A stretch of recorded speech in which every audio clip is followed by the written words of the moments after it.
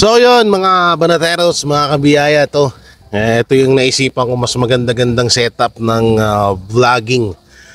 Kasi medyo nung nakaraan medyo pangit yung vlog natin, re-upload tsaka ano lang na namuputol-putol yung boses natin.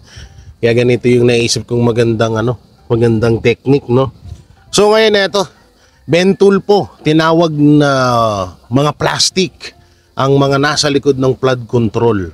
At eto si Pangulong Bongbong Marcos ay binakbakan na rin ni Bentulpo. Alam nyo, sa totoo lang ilang beses ko na rin itong sinabi na mas gusto ko etong si Bentulpo kesa kay Erwin Tulfo, sa totoo lang. Dahil iba to eh.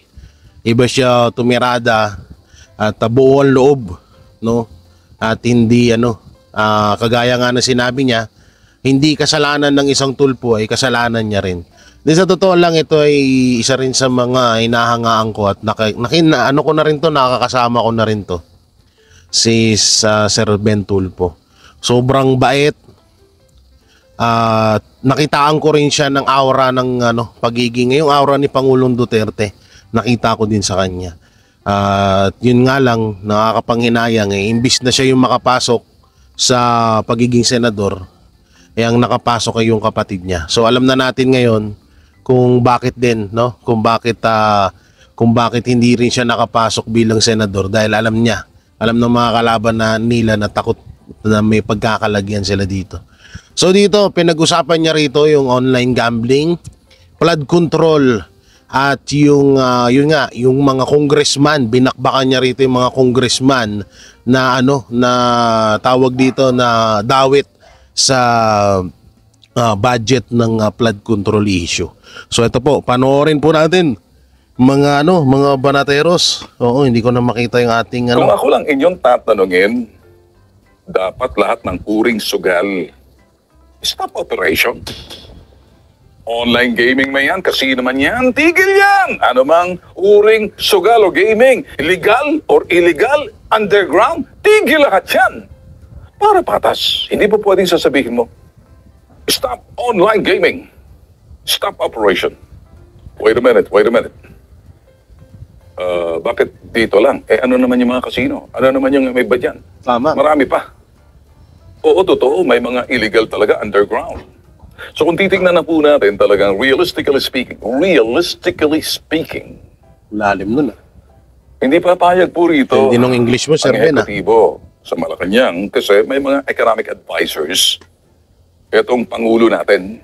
Alam niyo Okay. bakit? Malaking pakinabang at ambag nitong mga license online gaming sa PAGCOR at PCSO. At talagang titingnan po natin, responsible gaming ang sinasabi nila. Pero is there such thing as gaming, no? Responsible gambling. Diretso na natin. Unfiltered na tayo rito. Nako, ito na. Alam niyo bakit? Siyempre, malaking pakinabang daw sa kaban ng bahay natin. Ito mga nakakalap na mga buwis mula po sa online gaming, sa PAGCOR, sa PCSO. At nagagamit daw po ito. Nakikinabang daw dito. PhilHealth at Universal Health Care. Kaya, hindi ko nakikita ang lohika sa Senado. Stop operations sa online game. Let's be real. Come on. Real talk. Gusto niyo pala, patigilin. Well, good. Patigilin lahat ng mga uring sugal. Tama. Alam niyo bakit? Sugal yan eh. Pag gaming pa tayo, huwag na tayo maglokohan pa. Pag oras na tumaya ka, gambling na yan. Sugal pa rin yan. At ayoko magsalitang nakakasakit ako sa industriya, lalo na ang bansa nakikinabang. You know, I can understand where they're coming from, but I will not. Kung akong tatanungin, well, yung principle ko, yung prinsipyo, ang mali ay mali. Pero regulated yan eh. Pwedeng sabihin, well, developmental. Sa madaling salita kapag sinimulan mo na ang pagsusugal, talagang yan ay kahit na sabihin mo na isang beses lang, talagang yan ay masamanan. Purposes at magagamit doon sa sinasabing mga kapareho ng PhilHealth or Universal Healthcare, nagagamit yan. Ibig sabihin, natatransform yung buhay sa sinasabing komunidad kasi, bakit? Nagagamit sa tamang, well, pakinabang doon sa sinasabing makikinabang beneficiary. Huwag na natin pag-usapan yung sinasabi, kahit na anong sasabihin mo dyan, bitag, sugal pa rin yan. Bakit nga ba nag-iingay ang Senado? Bakit lahat sila iisang boses? Total ban! Sinabi mo, kung total ban, bakit sa online lang? Bakit sa casino? Tama. Bakit doon sa Philippine Inland? Tsaka kung total ban ng gambling, bakit may Pigo, no? Na dating Pogo, na ginawang Pigo, bali Filipino version, no? ng Pogo. So talagang nakakapagtaka din. At isa din 'yan sa inannounce si Pangulong Bongbong Marcos nung SONA niya na na ibaban niya yung Pogo pero merong Pigo. Ang galing, 'di ba? Gaming operations na may ganun din naman sa mga sa mga malalaking establishmento, casino naman yan. Alam ko na. Ayan na. Bakit? Ang gusto mangyari nito mga industry na to, na ako'y nagsasalita na lang lamang, alam ko maraming magagalit sa akin, pero ako magbabalanse ako rito. Naku po. Para doon sa sinasabing kapakanan ng taong bayan, malaman ninyo, kayo na ang magdesisyon. Kayo na ang humusga. Hindi ako dahil ako'y hahanapin kong katotohanan, ilantad kong katotohanan. Mapait man ang katotohanan, masakit man ang katotohanan, pero sasabihin kong katotohanan, ito ang katotohanan. May mga pumapalag dito dahil medyo naapektuhan ang kalang operasyon, ang kalang kinikita. Sino mga naapektuhan dito? Kasi una, namamayagpag po yung sinasabing online gaming. Yung binigyan ng lisensya ng PAGCOR, kung sino man yan. Kaya lang may mga illegal na nag-ooperate underground. Ngayon, sinong pumapalag? Yung isang sektor na gusto nila parang ganito. Ang problema kasi sa online gaming, sinasabi po ng ilan dyan, total solution naman po tayo. Ayoko maging kabahagi ng problema. I don't want to be part of the landscape of the problem. I would rather come up with something na pagpipilian kung sa palagay ninyo tama o mali. At the end of the day, ang magdedesisyon ng taong bayan, ako magsasabi lamang ako kung dapat makita ninyo rito. Ang sabi nila, dapat daw mag-operate yung sinasabing online gaming 12 noon hanggang 12 midnight. Grabe Hindi na siya 24/7, 365 days a year. So ang ibig sabihin, i-regulate yan. 12/7. 12 hours, 7 days a week. 365 days a year. Ang isa sa mga nakakapagtaka diyan, alam naman na nila na, sige, sabihin na natin malaki ang natutulong sa Pilipinas ng tax ng online gaming. Pero sa laki ng naitutulong niya, AAA ang ginagawa niyang gusot. Ang ginagawa niyang paninirang buhay sa mga Pilipino. Kaya ewan ko ba bakit hanggang ngayon, sa tutusin, hindi na nga dapat yan pinagtatalunan.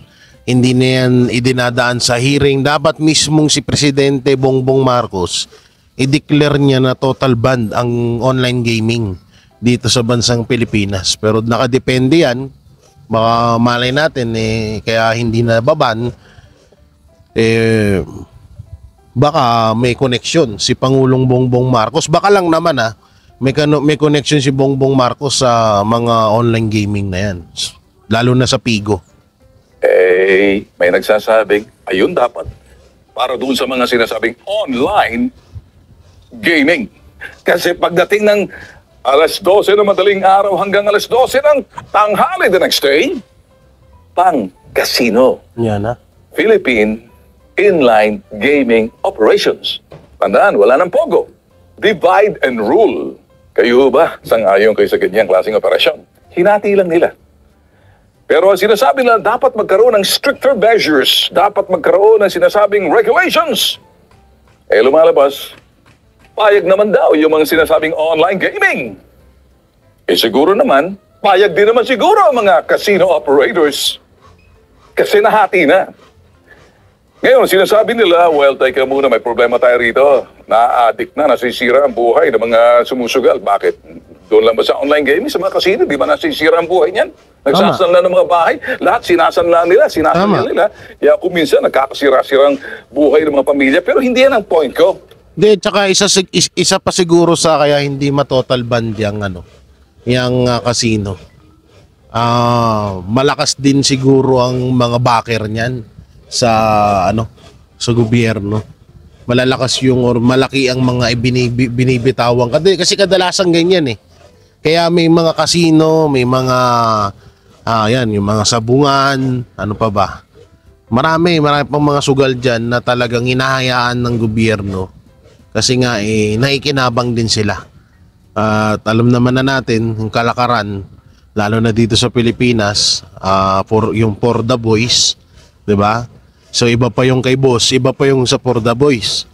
So talagang ako sumasang-ayon ako dito sa sinasabi ni Sir Ben Tulfo na dapat hindi lang online gaming, pati yung mga casino, pati yung mga pasugalan diyan, lalong-lalo na diyan sa may sa mga matataong lugar. Ano ba yung mga matataong lugar? Maraming mga mga matataong lugar na talagang dagsa ang mga sugal, no? So mas maganda talaga tanggalin na 'yan. Yun nga lang, paano matatanggal yun kung yung mismong nagtatanggal or kung yung mismong pwedeng magtanggal ay kasabwat sa mga sugal na yan. Yan ang mahirap dyan. Sirang depensa nila eh. Nasira ang buhay ng ilan ng dahil sa online gaming. Nasira ang buhay namin sa casino dahil sinanla ko lahat. Binupulan nila pati brief ko sa sanla ko. Kalokohan to ah. Yun ang pinanggalingan, sugali. Kahit anong sasabihin mo, oh, okay. Stop operation. Ng casino. Ng online gaming.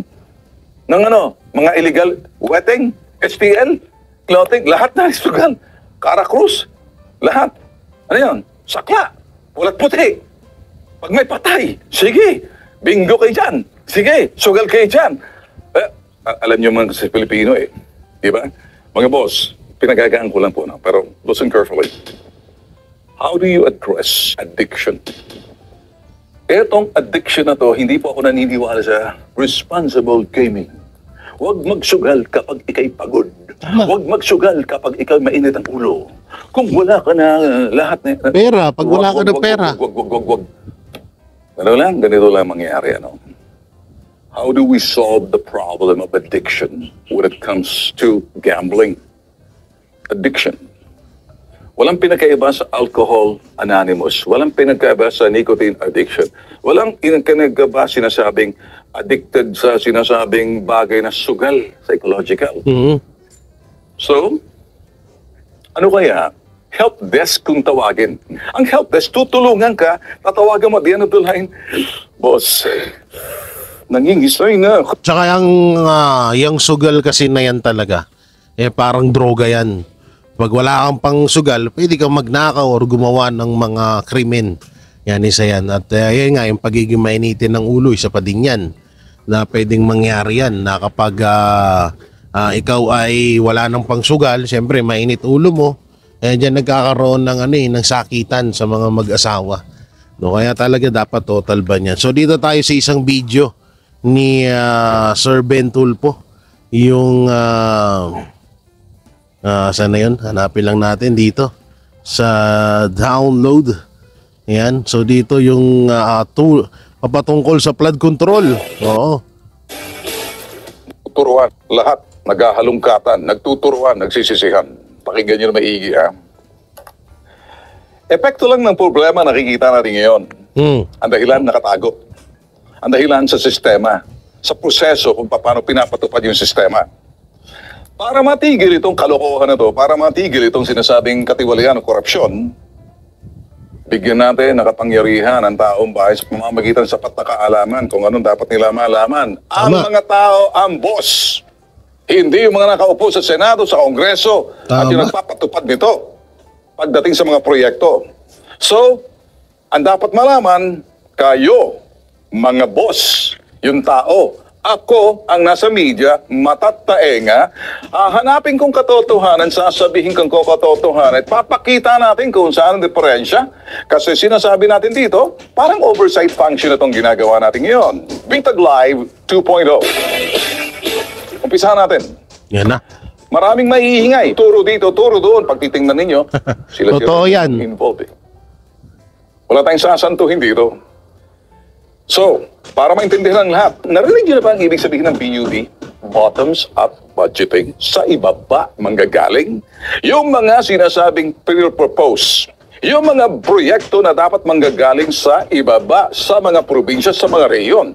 Pero dito sa mga reyon, sa probinsya, kinakailangan may konsultasyon at nakagabay, nakabantay, nakikinig at sinusulat, tinitingnan lahat ng Regional Development Council. Ang Regional Development Council sa ibaba, sila yung aktibo, nakikipag-ugnayan sa mga beneficiaryo, yung taong bayan na alam nila, expectant sila, alam nila na darating yung sinasabing proyekto sa kanilang lugar. So, isipin na rin natin, isipin mo kung may watchdog nagbabantay. Hindi lang yung media kasi Ang pinakamasaklap pa dito, no, kapag ganyan, may mga proyektong ganyan, 'di ba? Nung nakaraan nag-viral yung mga ganyang usapin na kapag proyekto ng isang congressman sa pangalan nila ipinapangalan. So ngayon, ang masaklap pa diyan, palagi nila yan ipinamumukha sa taong bayan na sila ang nagpagawa, silang kanilang proyekto yan. Pero yung totoo doon, pera natin yun. Ang masaklap pa dito, katulad nung mga nakita nga natin ngayon ng mga balita, talagang wasak-wasak yung mga flood control. Ang pinakamasaklap pa dito, ulitin ko, ang laki-laki ng budget, di ba? Mas sila, ito talaga yung pinakamalalaking budget ngayon. Biro mo 60, na naman, katulad yan, parang kahapon na tayo, no, isang araw, inaprubahan ang 6 trillion budget, 2026 budget. Biro mo, laking pera nun.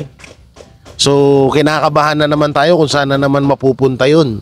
Kung yun ba ay mapupunta ba sa mga proyekto, sa mga distrito na nangangailangan ng tulong, sa mga taong bayan na kailangan ng tulong, mapupunta kaya yung pera na yun. 'Di ba? So, talagang dapat aksyonan na to. Hindi na dapat to pinapatagal-tagal pa. At ayun nga, nanggaling naman na kay Pangulong Bongbong Marcos na iimbestigahan itong mga nasa likod ng flood control. Kaso, medyo kinakabahan na ho yung ibang netizen kasi nga, ang iniisip nila parang ito ay isang palabas lamang para malihis na naman ang issue. Ang involved kasi dito sa budget ng flood control, pinsan niya, si Martin Romualdez. Tapos yung kanang bayag ni Martin Romualdez na si Saldico. Kanang bayag. joke lang. So yung dalawang tao na yan ang involved dito at yan ang lalong-lalo na si Saldico. Talagang tinutumbok siya ngayon kasi siya yung chairman of corporation. Hindi ako nagkakamali, no? So siya yung tinutumbok ng taong bayan na dapat siya yung magpaliwanag sa mga budget na ito. At lalo isa ang kanyang company, Sunwest ata yung, hindi ako nagkakamali sa pangalan ng company na yun. Comment nyo na lang dyan. Naano po yan. Si Saldico po ang may-ari, siya po yung contractor. Ang masaklap dito, congressman ka na, sa pagiging congressman mo, ayon kay Toby Tiangco at sa iba pang mga naglabas ng issue na to, congressman ka na, sa pagiging congressman mo, may kickback ka na. Tapos, pagdating mo, paghawak mo na yung pera, ikaw na yung umahawak ng budget, babawasan mo pa yon dahil ikaw pa yung contractor, syempre kailangan mong kumita. So doble-doble talaga yung kitaan dito sa flood control, lalong-lalo na kapag dumadaan sa mga congressman yung budget. Ayun ang malupit dyan. Babalita lang yan. Watchdog talagang 24/7 nagbabantay. Ano na nangyari sa proyekto natin? Iba pa yung civil society.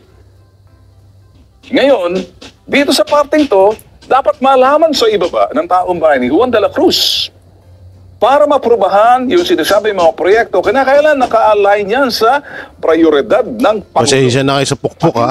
Hindi ko binibuild up dito ang Pangulo. Proseso ang pinakikita natin. Tama. Dahil ang tao ang boss dito. Hindi kung sino si congressman, si senador, o si contractor. Hindi. Ang tao. Tama. Pero si Juan de la Cruz.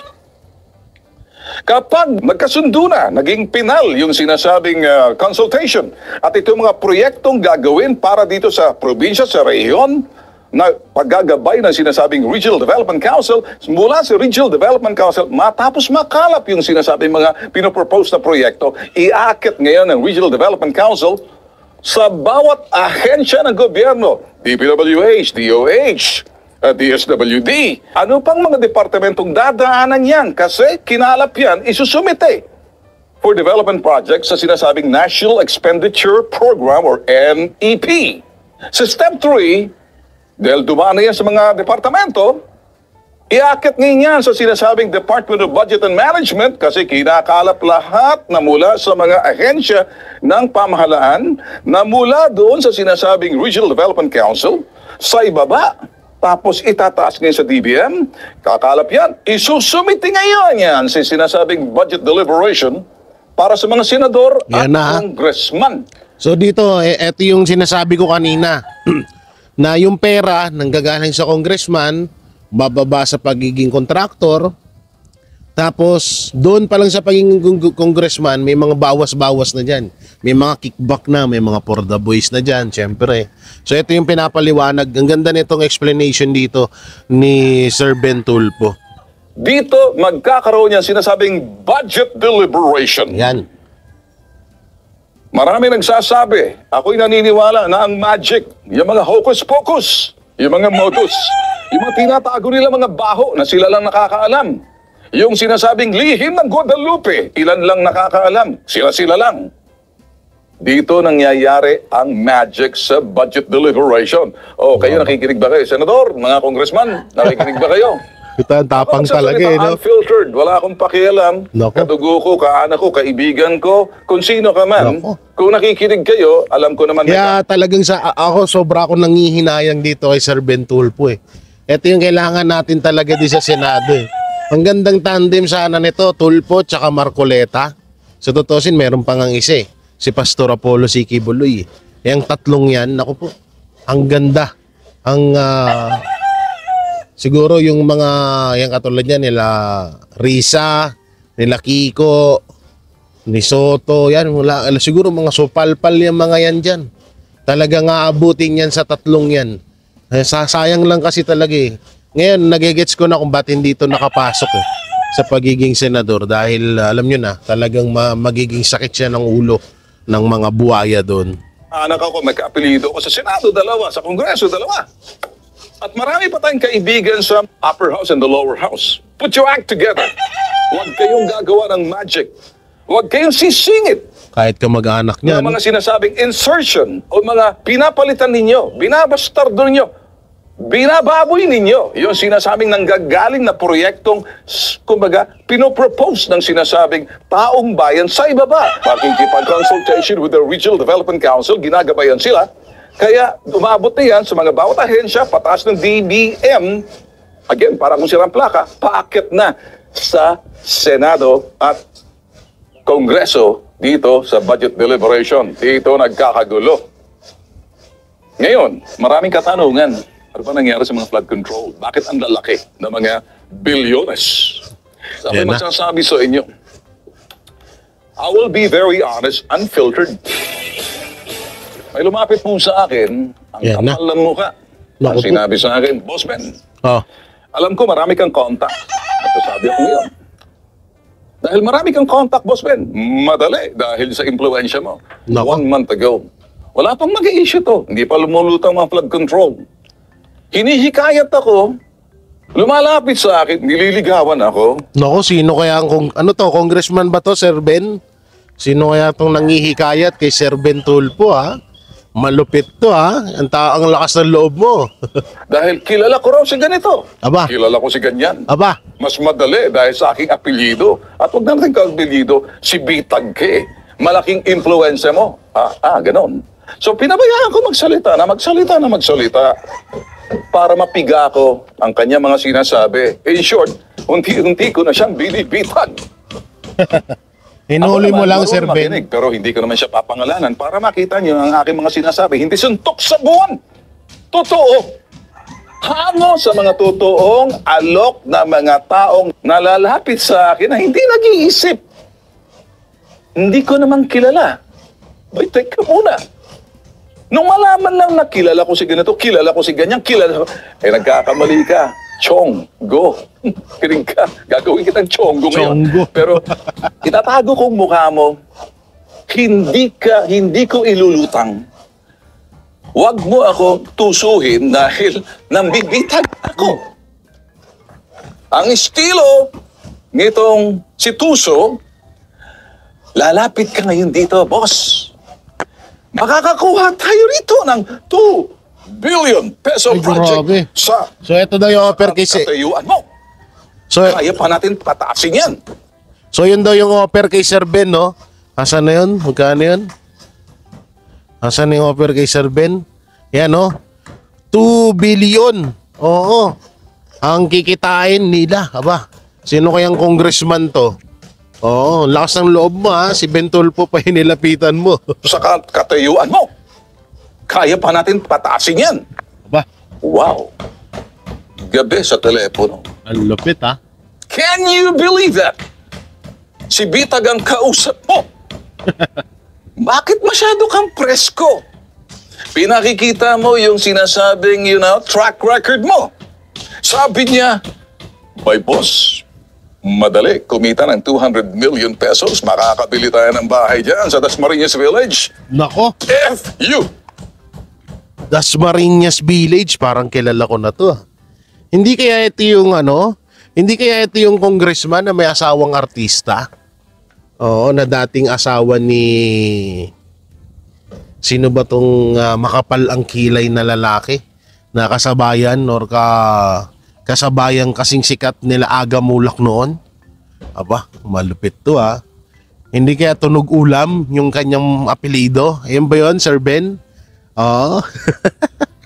Malupit to. Hindi mo alam. Minomonitor kita. Hanggang kasalukuyan. Hindi kita papangalanan. Wala ka pa sa 40, ang niloloko mo, naka-short pants ka pa, baka hindi ka pa tuli, sinusubukan mo si Bitag, kinig ka. Hindi mo ako masisilaw sa pera. Ah, Young Guns. Young Gun. Ah, baka si ano to? Yung kasama ng dating congressman na pulis na na tumakbong senador din. Oo, hindi kaya ito yon? Kasi yung mga nakarang kasi may nakikita akong post niya na kasama niya si Sir Ben Tulfo. Hindi kaya siya yung si Young Guns, yung pinahiya ni Pangulong Duterte.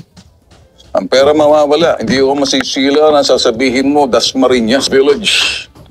Wow. Okay na ako sa subdivision ko. Kahit naman nasa 100 million or less yung mga bahay sa amin, kaysa naman ako sa kalahating bilyon or 200 million and up, hindi ako nag-aasam-asam. Happy na ako. Simple lang. Sabi niya, ako ang lalakad para sa iyo. Pero, sabi niya, kinakailangan kaibigan natin yung mataas sa Kongreso. Aba. 10%. 10%. Kinakailangan. So ibig sabihin, kasi ang ibig sabihin pala nung lalaking yon, parang gustong palapitin etong si Sir Ben Tulfo sa kanyang mga kamag-anakan na congressman. Alam naman natin na asawa't anak ni Senator Rapi Tulfo ay nasa Congress, 'di ba? So yun pala yung gustong mangyari nitong lalaki na to, na lumapit doon, kausapin mapatungkol sa flood control at ganon, gawin nila yung katarantaduhan na gagawin nila. Yun yung gusto nilang gawin na parang maging tulay si Sir Ben Tulfo na makuha nila yung loob noong dalawang congressman na Tulfo din. Okay, gets na. Idadaan natin sa sinasabing distrito ng congressman. Sabi niya, Yan na. mga 5 to 8%. Grabe, no? Wow! Siyempre, Lupit. dahil, boss, flood control to eh. Laking pera. Sa DPWH, another mga 5%. Wow! Wow. At syempre, may mga dadaanan ng konti, another 5%. So, 10% plus 5% plus 5%.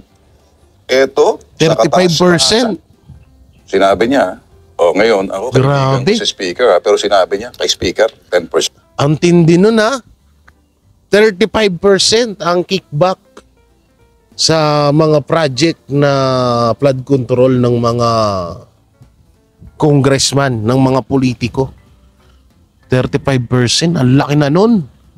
Biruin mo, may 35% ka sa bawat proyekto.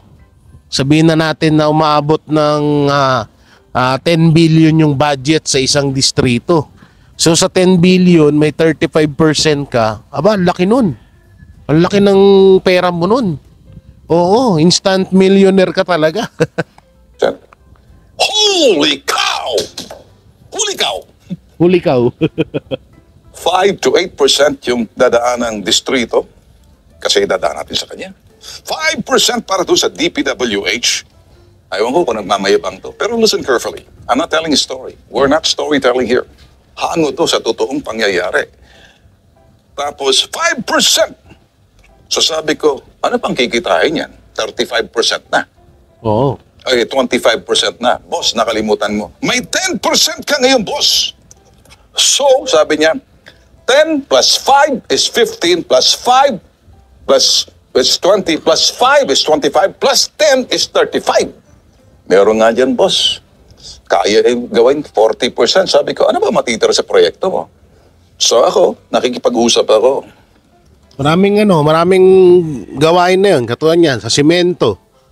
Titipirin sa simento, titipirin sa bakal, di ba?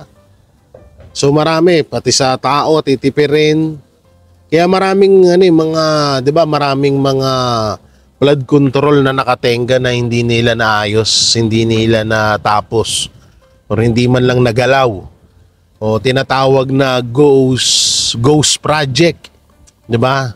Parang multo lang na proyekto na hindi makita-kita. Hindi rin makita, hindi rin nagpapakita na yung mga proyekto na yan. So yan yung matatawag na ghost project. So meron din at mas malala, yan ang mas malala. Dahil biruin nyo nasa kanila na yung budget. Tapos ang masaklap dito hindi kinukuha talaga nila, binubulsa nila ng buo. Kasi nga walang flood control dun eh. Samantalang may budget para sa flood control pero walang flood control, yung masaklap dun. So sabi niya, okay, ang laki pala, ano? Yes, boss. So now, 35% lumalabas. Sabi niya, standard na to, boss. Sa iba pa nga dyan, 40%. Ito, boss, pag na-aprobahan na to, right away, makukuha mo ng 10%. So, pag 10% of 2B, bentulfo ka, bitag ka. 10% of 2B. 2 billion. Nasa Kano yun sa milyon?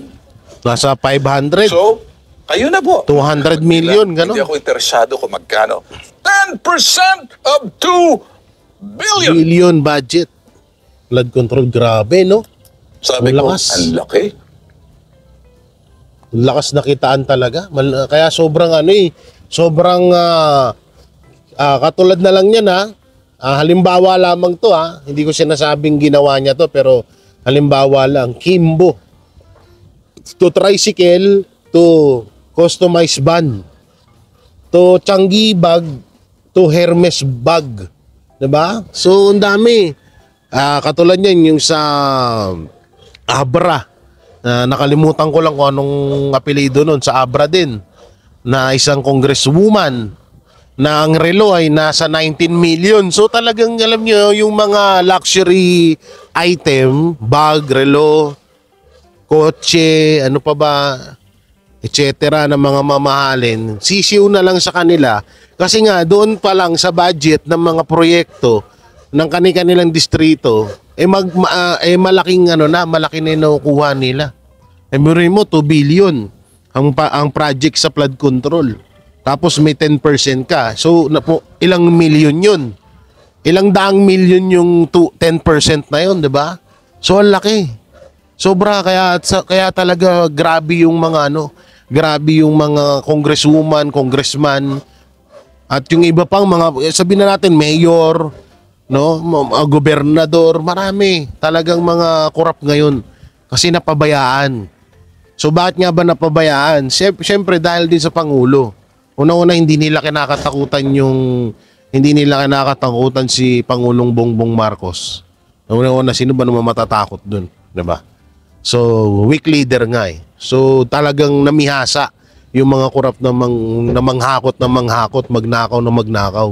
Kasi nga wala silang kinakatakutan. Yan yung isa din dapat na solusyonan. Na dapat mawala na yan sa pagiging presidente. Kasi nga wala eh, hindi naman siya nire-respeto ng mga nasa baba niya. 10% of 2 billion is 200 million. Grabe. Sabi ko, laki ano? Laki. Boss, at least ikaw, okay pa yung 35%. Hindi pa tayo nakaka 40%. Yung iba nga dyan, 40% right away. Pag na-perman, lahat-lahat sa bagay, sabi niya, teka muna boss, kinakailan may kunting share the blessing naman. Well, share the blessing. 10 sa kataas-taasan, 5 to 8% doon sa dadaan ng distrito, 5 sa DPWH, for the boys at 5, sabi niya, meron pa, kung sino-sino. Alam niyo man, 10 sa atin, boss. Sabi ko, okay, anong gagawin natin sa 10? So, ako naman, sabi ko, ang daming pinagdadaanan. laki, ano? So, anong gagawin natin sa 10%? 200 million, boss yun. Ilan percent sa'yo? 50%. Wow, sabi ko, sino kang putot ka? Natuturuan mo ako. Ikaw, 50% inuto pa dito si Sir Ben Tulfo, bibigyan daw siya ng 50%. mangungurakot. Tapos, pipiptihan mo ako sa kurakot mong putok sa buhong. Pendeho ka. Lapit. Naririnig ng kasamahan ko sa bahay na minumura ko. Lahat na mura ko, sabi ko, simula ngayon, wag mo na akong tawagan putok sa buho ka kung hindi mo ako kilala. Dahil kung hindi mo ako kilala, mabibitag ka. Yari ka talaga dyan. Ilang taong ka noong 2010? Sabi niya, sir, nasa ano na ako sabi niya nasa 38 na ako, 40 na ako. 15 years ago, ilang taong ka? Ilang taong ka? So bata pa lang pala to. Ito nga yung mga young guns. Sino kaya sa mga young guns, no? Hindi kaya si Sister Ortega? Alam ko na ang proseso ng mga ganyang sistema, kaya wag mo akong pinagluloko dahil di ko papatulan yan. End of story. After how many weeks? Eto na, lumabas na ang flood control. Issue. Kamakailan lamang, Yan na. nag-inspeksyon ako sa naging epekto ng habagat Yan na. ng bagyong Krising, Dante at Emong. Kitang-kita ko na maraming proyekto para sa flood control ay palpak at palpak. gumuho. Palakpakan na yung mga At hayop. iba, guni-guni lang. Yan na. Huwag na po tayong magkunwari. Alam naman ng buong madlak na nagkakaraket sa mga proyekto. Paktay. Palakpakan yung mga siraulo. Mga kickback, mga initiative, errata, SOP, for the boys. Kaya sa mga nakikipagsabwatan upang kunin ang pondo ng bayan, Ayan na. nakawin Ang pinakamalakas na presidente. Nagsalita na. Mahiya naman kayo sa inyong kapwa Pilipino. Wag na natin masyadong panoorin yan. Dito tayo sa isang video ni Sir Ben Tulfo. Nakakasawa na yun. Ito. Sa flood control pa rin to ha. Dito mukhang diniin na ni Sir Ben Tulfo. Etong si Marcos Jr. Medyo may kilitina. Medyo may kilitinang binitawan ng mga salita dito. Si Sir Ben Tulfo, no? So panoorin natin. Simulan natin dito sa una. At lakihan na rin natin. Yan, okay, go. Kung talagang unfiltered ka, pangalanan mo kung sino ang sinasabi mo, Yan bitaw. Ganon. Sagot ko sa inyo. Bakit ko pangugunahan ang Pangulo ng Pilipinas? Inumpisahan ang Pangulo. Tama. Sa Pangulo yan, dapat si BBM ang magbibigay ng mga pangalan ng mga kontratistang sangkot. Nako. Doon din, malalaman kung sino yung mga congressman at senador na maaaring may kinalaman dito sa flood control project na mainit ngayon. Yan ang issue ngayon eh. Ang mahalaga ay pinakita namin dito sa Pitag Live na depektibo ang sistema. Kaya binabastardo, binababoy ang proyekto ng sinasabi nating flood control. Yan. Presenta namin yung sistema sa ibaba, PUB. Pakyat. Hanggang sa DBM. Hanggang pagdating doon sa sinasabi natin, bycam ng senador at mga congressman. Kung susuriin na maigi, alam din ng DPWH kung sino-sino ang mga involved sa Department of Public Works and Highways. Kayo, kung gusto nyo talaga malaman at huwag nyo akong hahamunin, madali kasi pangalanan ang sino man. Ngayon, ang gusto ko, kung talagang seryoso rito, ipatawag. Ipatawag sa Senado or ipatawag ko ano mang yung mga sinasabing investigative body kung sino-sino yung mga sangkot. Ako, meron akong kilala. Pero hindi ko pwedeng pangalanan kasi conversation namin yun na nakita ko na paka-press ko na sinasabing taong yun. Pangalanan baka mo? Madali magpangalan kung sino-sino. Pero sabi nga sa Ang na sino kaya yun, no? ni Sandro Marcos, kaming narereklamo sa congressman na hindi dapat kami ang mag-iimbestiga. Tama naman. Sino? Senado?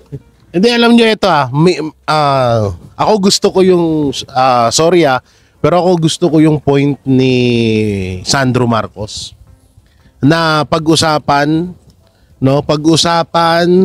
sa Senado yung flood control na yan. Kasi kapag sa Congress, alam naman na natin yung may mga hawak ng mga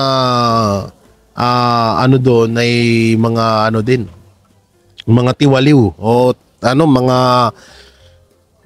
parang kasi parang lalabas na parang lalabas na naglulukuhan lang etong mga congressman na to kapag sila din ang nag-hearing or sila mismo ang ang parang mag-usap-usap mapatungkol dito. Pero ako, suggestion ko sa Senado talaga. Sa Senado talaga maganda na pag-usapan etong sa flood control issue na to. So tuloy natin. Sino? Kinakailangan ba rito ng executive department? Kinakailangan ba rito pumasok na ang ombudsman para mag-imbestiga, panagutin? Kung may mali sa sistema, pero kami nagsasabi rito, epektibo ang sistema. Kaya hindi epesyente yung sinasabing pagpapatupad ng sistema sa pamamagitan nitong sinasabing flood control. Dapat kasama dito ang mga tao, watchdog. At yung mga media, hindi lang yung balita, usisain alamin ang sistema dahil ang totoong mga boss ay yung taong bayan. Tama. Sila ang may karapatan. Kaya nagsasabi, kiyaw-kiyaw ka lang. Joseph, madali namang gawin yan. Ipatawag ng Senado, gumawa ng oversight. Tama. Tingnan kung anong problema doon sa kasalukuyang sistema. At para makita sa sistema, maging transparent, maging efficiente, na talagang effective yung sinasabing sistema, ang pagpapatupad, efficiente sa kapakanan ni Juan de la Cruz, ang taong bayan. Ako, meron akong kilala, pero hindi ko pwedeng pangalanan kasi conversation namin yun na nakita ko na paka-press ko na sinasabing taong yun. Dapat si BBM ang magbibigay ng mga pangalan ng mga kontratistang sangkot. Totoo yun? Doon din, malalaman kung sino yung mga congressman at senador na may kinalaman dito sa flood control project na mainit ngayon. Yan ang issue ngayon eh. Ang mahalaga ay pinakita namin dito sa Pitag Live na depektibo ang sistema. Kaya binabastardo, binababoy ang proyekto ng sinasabi nating flood control. Di, alam nyo total patapos naman na itong video ni Sir Ben. Alam nyo, ako pabor din ako doon na ang unang magpangalan sa mga kandidato na involved dito sa flood control ay si Pangulong Bongbong Marcos. Kasi siya naman talaga din dapat, at siya rin ang ano, kasi kapag katulad niyan, halimbawa, serbentol pong maglabas o kasuhan yan, mas maganda talaga si Pangulong Bongbong Marcos. Hindi natin alam kung hanggang saan tong palabas na to na ginagawa ni Pangulong Bongbong Marcos, kung sana nga ay hindi nga palabas at talagang may managot at makulong dito sa issue ng flood control doon, papalakpakan natin siya syempre. Maganda ho yung ginawa niya na yun. Pero kung puro lang ngawa ang administrasyon dito tapos wala naman ding magagawa, wag na lang, 'di ba? So lalabas na naman silang katawa-tawa at isang diversional tactic na naman to na nilinlang na naman ang taong bayan. Alam niyo, sa totoo lang, kahit kami, or sabihin ko na lang ako, alam niyo ba na kahit ako po ay may kilala po akong isang politiko na involved po rito or dawit dito sa issue ng flood control. No, pero alam niyo, sobra akong, at talagang with evidence pa nakita ko yung ebidensya. Sobra talaga. Sobrang laking nakawan ang nagagawa dito. Alam niyo, dati tong politiko na to, talagang hindi siya matatawag na na mayaman na politiko eh. Talagang mahirap din siya. Pero nung nakasampa na siya, sabihin na natin, magbigay po ako ng clue, Congress. Ayan, tiga Congress yan, no. Pero nung naging congressman siya, sabi ko sa inyo, instant talagang yaman sila. Talagang sobrang bongga na nila ngayon. Ganun, no? Kaya nga sabi ko nga, yung mga biro ko at ang mga kasabihan ng ibang mga Pilipino na kung gusto mong yumaman ay mag-congressman ka. Ano? So yun mga banateros, ano pong may kukomento nyo sa mga pahayag ni Sir Ben Tulfo kay mapatungkol ho dito sa flood control issue dito kay Pangulong Bongbong Marcos at ito sa online gambling? I-comment nyo lang po dyan sa baba. Siyempre, don't forget to like, share, comment, and subscribe sa ating channel at pakipindot na lang din po yung bell button para lagi kayo updated sa ating mga video araw-araw. So yun, maraming salamat. Ingat kayo palagi. God bless and peace and bye-bye. Yan ang Banateros, walang inuurungan. Pag tama palakpakan, pag mali ay babanatan. Yan ang Banateros, boses ng ordinaryong Pilipino. Banateros ay walang makakaawan, walang inuurungan. Banateros ay tinutulungan.